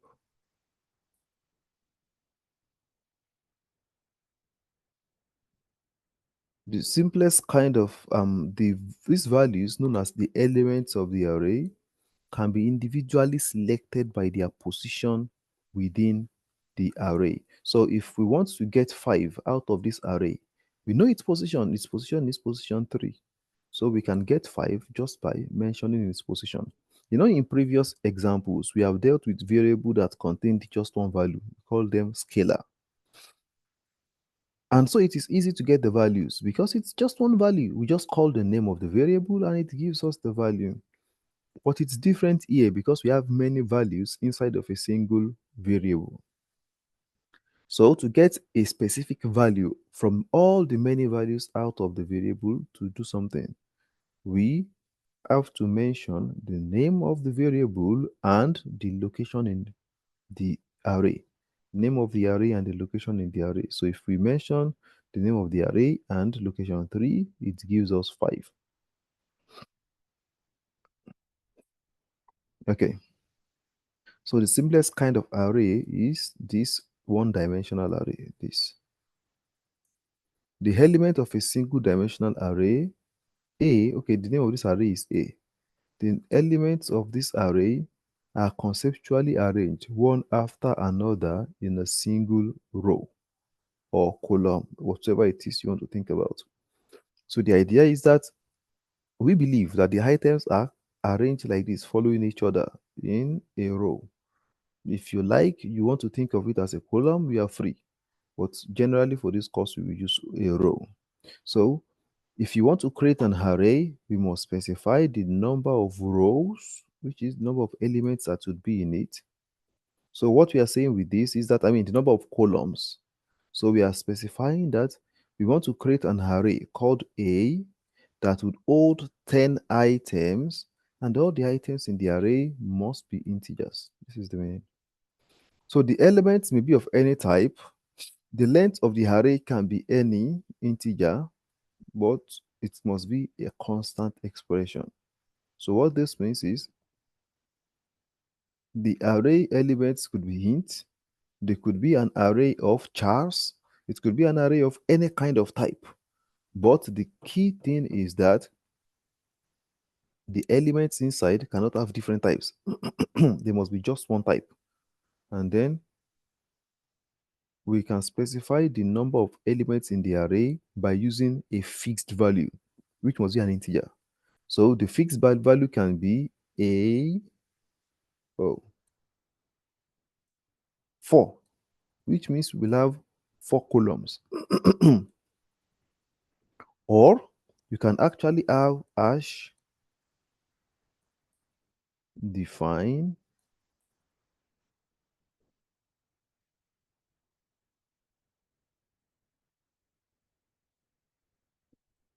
L4. What did we just do? We just said we are creating a constant named L, holding the value integer value 4. So with that, we can do something interesting. We can remove 4 from here,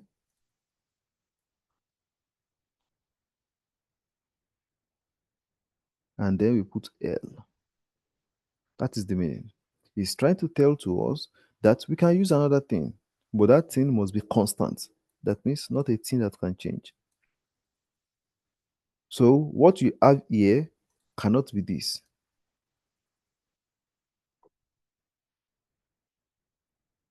Let's write again now with another color.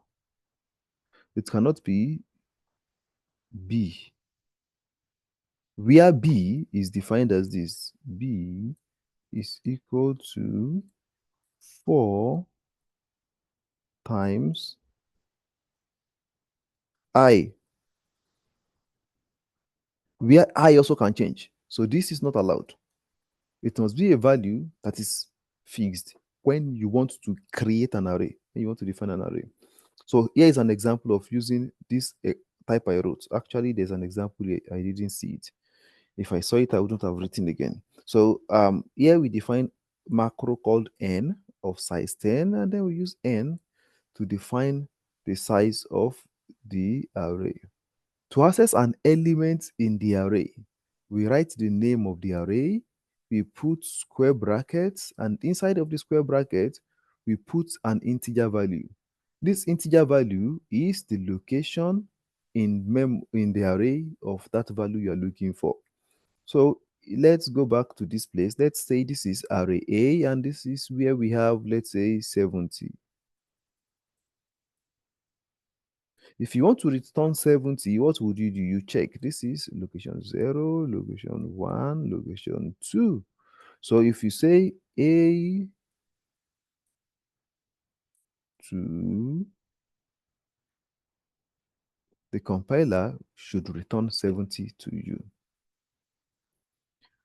So this approach or this process of getting the values using the name of the array, the square brackets, and the location in memory is what we call indexing an array or subscripting an array. That's what we call array subscripting. So the elements of an array of length n, what does length n mean? Go back to the previous slide. N is the size you wrote in the square brackets when you created the array. The size you wrote in the square brackets when you created the array. Yes. So the address of all the elements of the array of length n have index that starts from 0 to n minus 1. This makes sense. Let's say we created an array. And what is the size? Let's say the size is 3. 1, 2, 3. So we are going to say the array is named A. So by definition, we are going to say integer A. Oh, no. It's not what I want on the pen.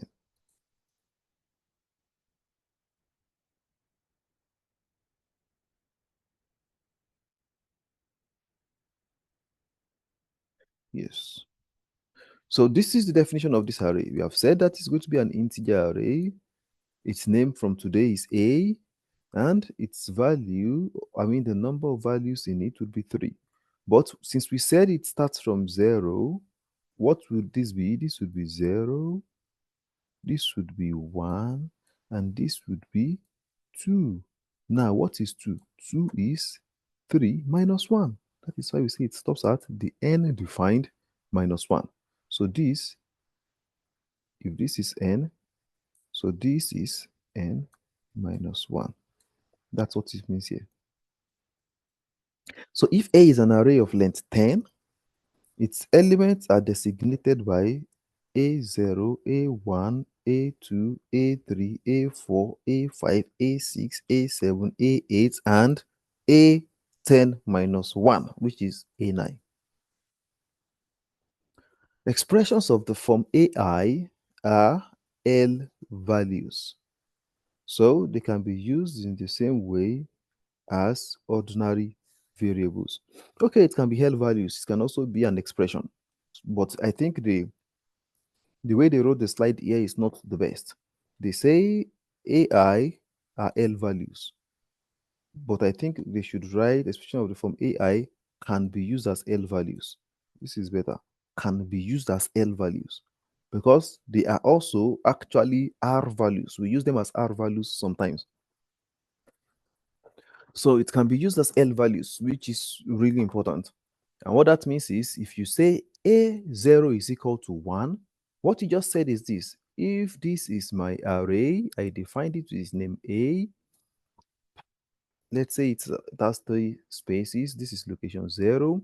By this expression, I have said find A in memory. Yes, we found A. Find location 0 of A. Yes, we found it. Put 1 there. This is the meaning of this expression. Put 1 in that place.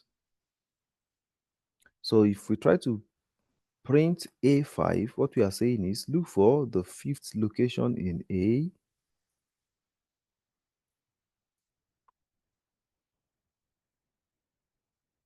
Which one is big? Okay, this is also big. Let's say 1, 2, 3, 4, and 5.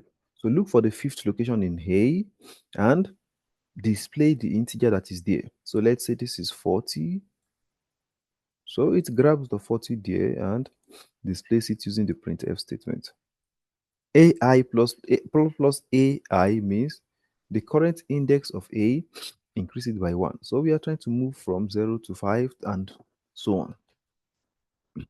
So in general, if an array contains elements of type T, then each element of the array is treated as if it were a variable of type T.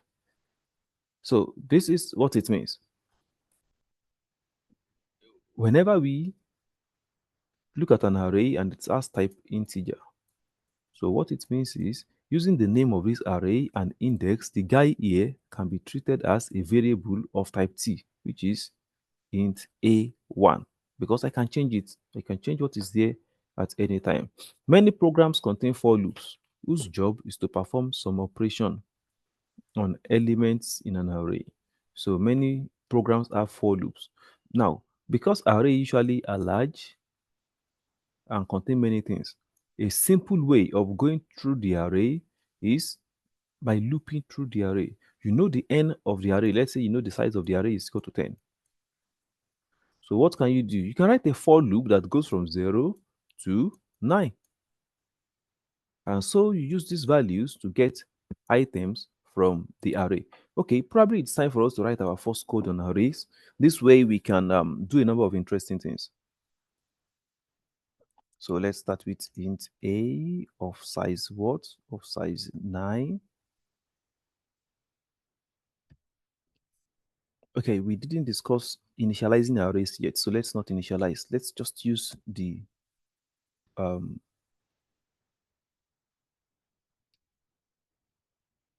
okay, let's initialize using scanf. I think this is more interesting. So let's initialize using scanf. Let's say printf. We have an array of size 9. Please enter 9 integers. Yes, so this tells us what we should know. By the way, we don't need to go to the next line because we are going to be using scanf. So scanf gets an integer. Compulsorily, it must be an integer. And then it stores in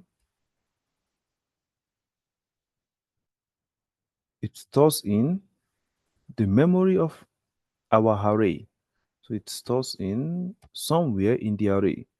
But here is the problem. We want to store in 9 places. How can we know where we are currently, we have to define a variable that would represent the index of the array.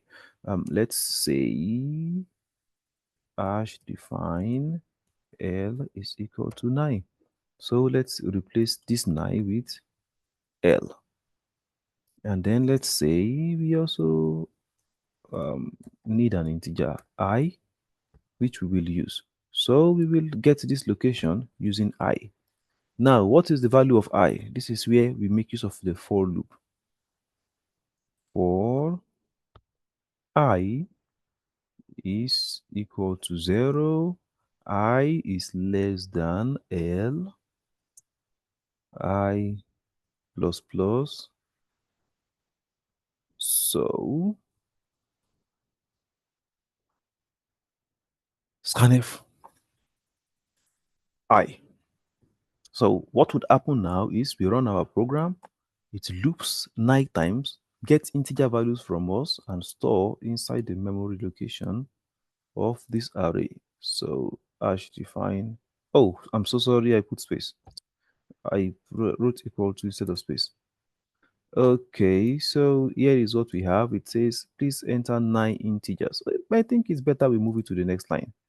When we move to the next line, the cursor blinks on the next line. That's better. Yeah, so we have an array of size 9. Please enter 9 integers. Let's say 5. It's not yet up to 9, so it keeps asking a.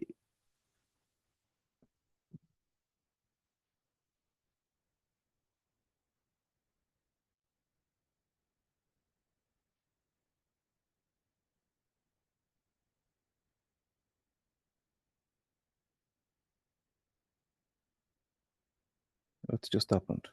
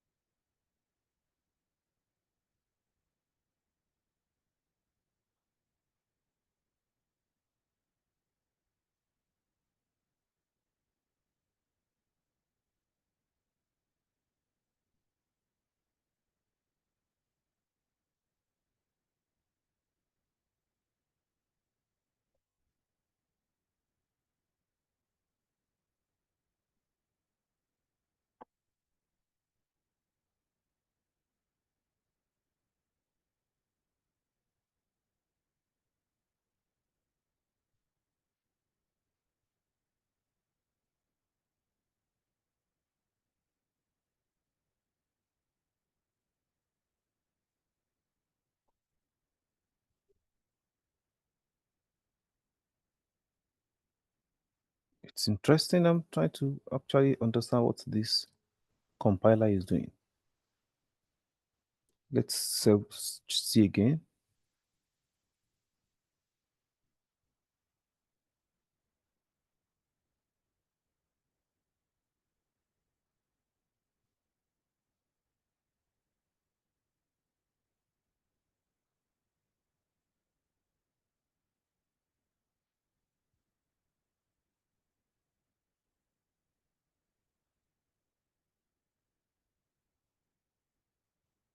Okay, I know I don't have to put ampersand here, except if the C++ is not following the standard. I don't need to put ampersand.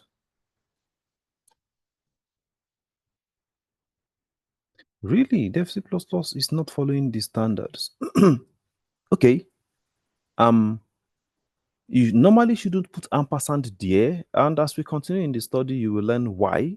But it's quite abnormal that Dev C++ is demanding that we put ampersand to scan into the memory address of an array. It's not proper. Okay, let's just continue since our code is working.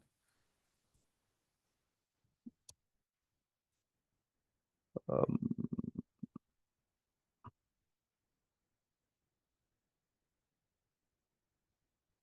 by the way, I would recommend that you install Visual Studio. Visual Studio is much more standard than Dev C++.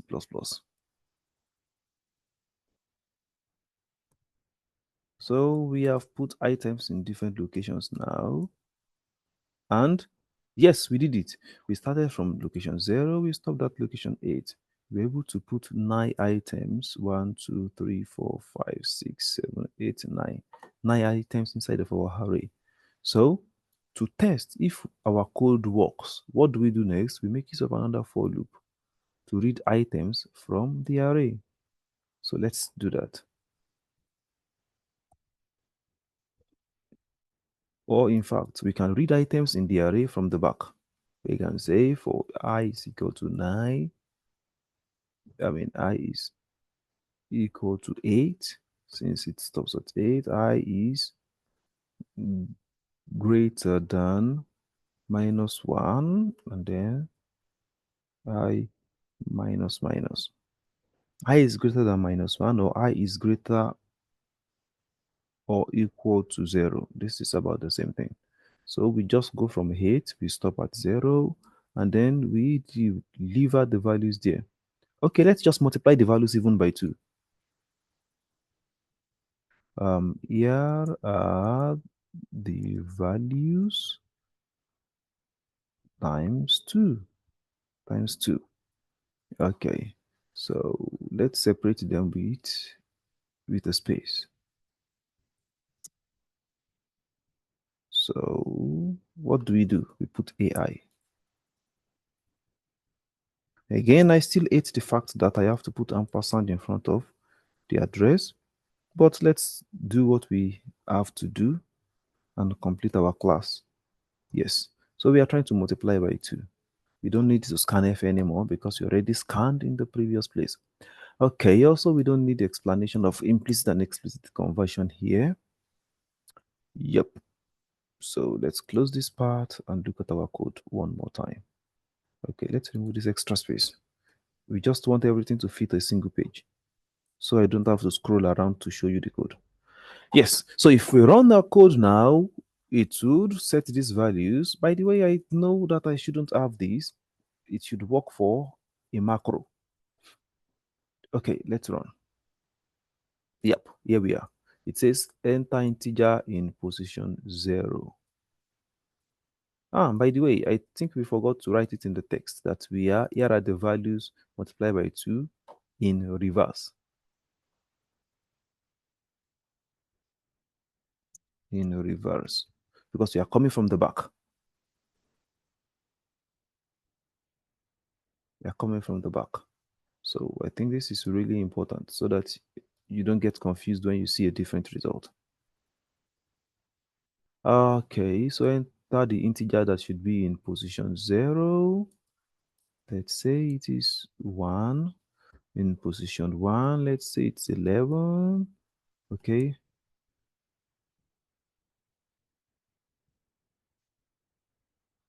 Um,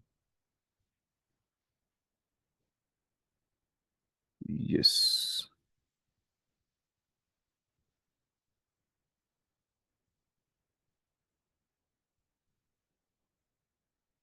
Ah, okay. There's an error here. I wonder why you didn't catch it. I starts at 8. I is greater.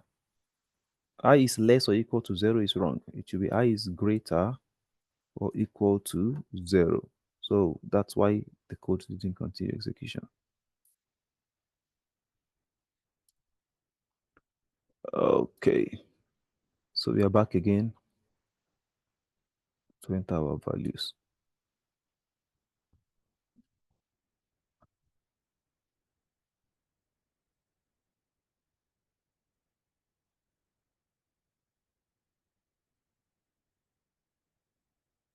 No, we shouldn't have 8 in location 8. It's a jinx. Yes. So here are our values in reverse times 2. So it takes 4, multiplies it by 2, gives us 8. Takes 3, multiplies it by 2, gives us 6. Takes 14, multiplies it by 2, gives us 28. Takes 8, multiplies it by 2 and gives us 16. Takes 9, multiplies it by 2 and gives us 18. 44 gives us 88. 6 gives us 12. 45 gives us 90. And 2 times 2 give us 4. Okay, so this is array manipulation. We start from the left hand side, we go back from the right hand side. You've been able to see everything. You've seen the use of for loop, you've seen use of macro, you've seen array description, you've seen how to enter values into an array from the scanf, and then you've seen printing of the values and some arithmetic expressions you want to do. And you've seen, more importantly, indexing of an array using for loop. Okay, let's go back to our slide and see what else we need to talk about. Okay, so here we are getting the values. We are using scanf to store them inside of the array. Okay, C doesn't require that subscript bounds be checked. If a subscript goes out of range, the program's behavior is undefined. Okay, here is the meaning of that. That the C compiler by itself does not help you to check. If you say that from I is equal to 0, or let's say from I is equal to 8 till I is greater and equal to 0. If you, instead of 8, if you made the mistake and you wrote 88, it does not care. It tries to access it and it prints nonsense for you on the screen. That's just the idea.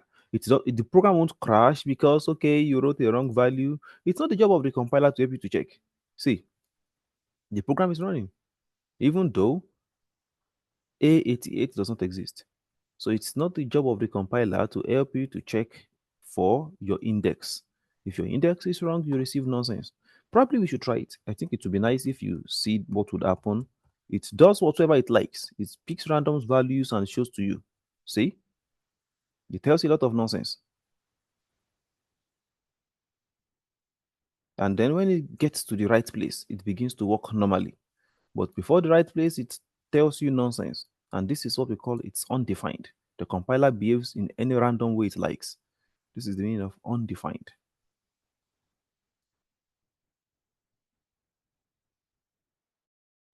Okay, so a common mistake is this, forgetting that an array with n should stop at n minus 1. I think I told this to you. If an array starts from 0, it must stop at n minus 1 because arrays start from 0. Array in C, we say they are 0-based index. 0-based.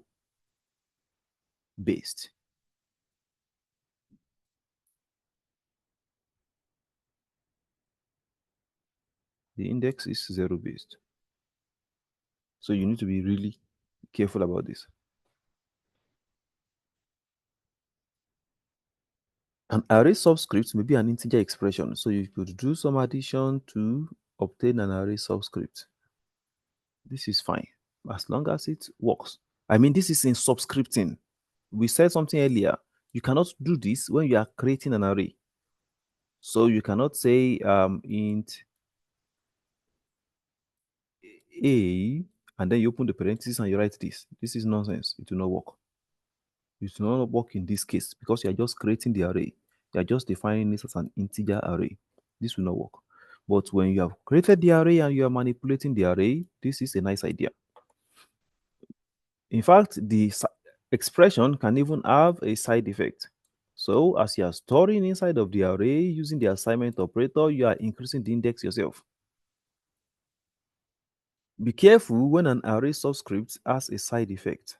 So if the array subscript has a side effect, it could affect the progress of your array because it is saying while I is less than n, it is storing in location I. At the same time, it is increasing I. So you could create a problem, especially on this line. Be very careful not to do this silly expression when you can avoid it. So what do? You separate the code into different lines. Don't change the value of I on the same line when you are assigning it to something else. Okay, reverse. You already learned reverse. I showed to you that you can print the value from the back. So I think you don't need to learn reverse anymore. We already reversed the array. Oh, we already reversed the array. Okay. So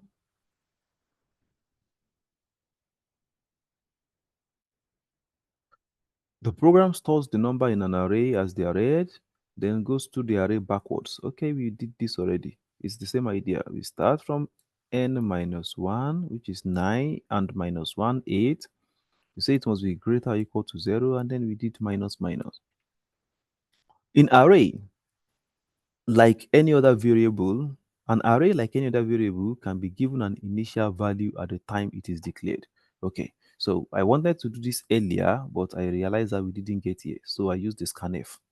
So actually, instead of defining the value of the array using this scanf, we may not need this scanf. So let's remove the scanf.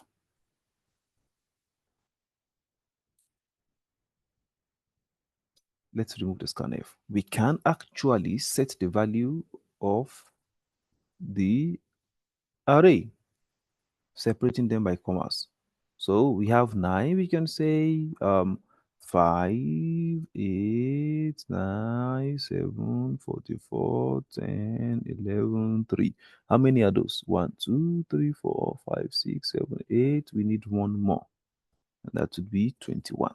Yes. So this way, we already created our array. We don't need the compiler to receive any input anymore. We can just go straight and reverse the output. So it goes from the back and it goes from the back 21 multiplies by 2, 3 multiplies by 2, 11 times 2, 10 times 2, and so on and so forth. So we can initialize our array.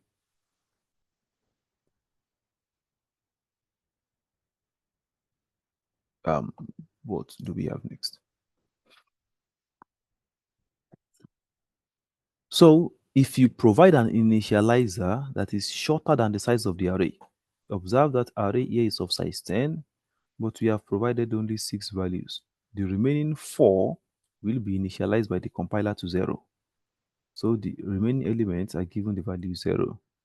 So using this way, you can actually create an array that is empty. If you want to create an array that is empty, you can actually do it. You can create an array and initialize the first value to 0. The compiler helps you to fill the remaining 9 as 0. Now, don't say, oh, probably we can just create the braces and leave it empty and the compiler will fill everything to be 0. No, you must put at least one value. So if you want everything to be 0, then you make your one's value to be 0 and the remaining will be filled as zeros. It's also illegal for an initializer to be longer than the array it initializes. So we have an array of size 10. It is not proper for you to provide 30 values. It is illegal. So the compiler would not compile. If an initializer is present, the length of the array may be omitted. So if you put the values in the array directly by yourself, then you can actually remove this.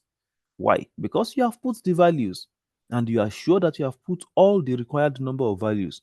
The compiler just counts this and sets the size of the array using that. So the compiler uses the number of initialized values to determine the length of the array.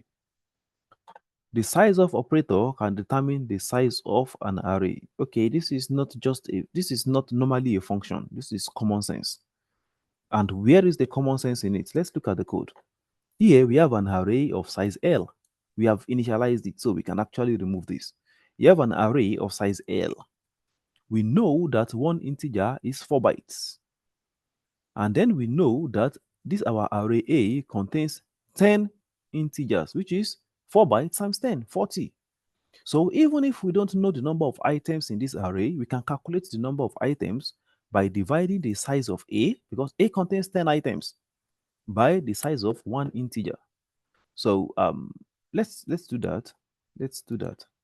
So let's say printf the size the okay size in bytes of A is percentage %d, size of A. Printf the number of elements in A is percentage %d, um, size of A divided by size of A 0. So we say, what is the size of A? A has 10 items. Each one is 4 bytes. So the size of A is 10 items times 4 bytes, 40. What is the size of A0? A0 is an integer in A. So A0 is 4 bytes. The number of items in A is 40 bytes divided by 4 bytes, which will be 10. So number of elements in A is 10.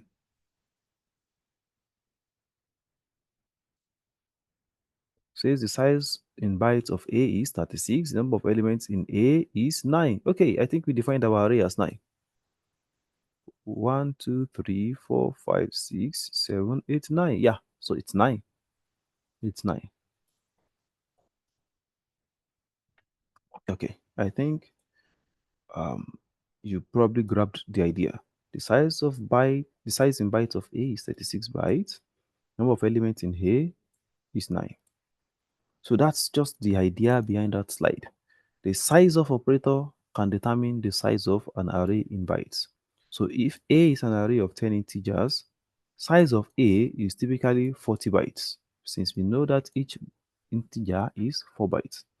So we can also use the size of to measure the size of an array element in A, such as A0. By the way, it does not need to be 0. It could be A1, it could be A2, but it is best that you use A0. Why? Because we know that all arrays at least would have the first item in the location. It may not be 3 elements in the array, it may not be 4, it may not be 5, but at least it will start from the first location. So it's always best to divide by A0. So dividing this would give you the number of elements in the array. Okay, multi-dimensional arrays.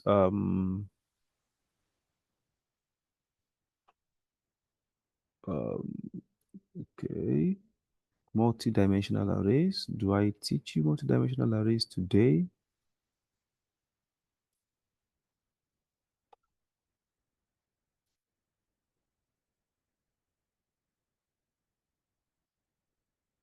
Just a minute. Okay, so we just have little discussion on multi-dimensional arrays because it's a bit complex, but it's it's not too difficult. No, let's stop here for today. I think you should stop here for today. You already did a great job. So we resume from here next class, and next class we go to, I think, the last chapter, program organization. I think it would be nice to teach you program organization. Um, okay, so we meet one more time, we discuss this, and next week we will have our exam. Next week we have the final exam. Okay, I think I have to make announcement of that today. Next week we have the final exam. Um, yes, we'll have the final exam next week. I'll let you know about that over time. I think we'll have the exam on Wednesday, next week, Wednesday. Okay, does anybody have a question? Now I'm really interested in your questions. Okay, when I decide, I will announce. Let's not talk about the exact date now. When I decide, just like I announced for your midterm, I think I announced for your midterm before the midterm. Um, yes. So I wrote on July 8th on Tuesday that you would have your exam on Friday. I think that was sufficient information for you. So just be patient. I will inform you of your examination time before the time. So if you're still there and you're not sleeping, write present in the chat, write here in the chat. I'll be stopping the meeting in 1 minute. I'm waiting for you to write it. By the way, again, as I told you, the fact that you are present, the fact that you wrote something in the chat, the fact that the recording shows you were in class does not matter to me. You must write present in the chat. That is the only proof I have that you are not sleeping. So please write it. By the end of this week, I will show you the evaluation of your attendance scores and it will reflect exactly what I said. Only present. It's all right. Take good care of yourself. I'm killing the meeting in probably a few seconds now.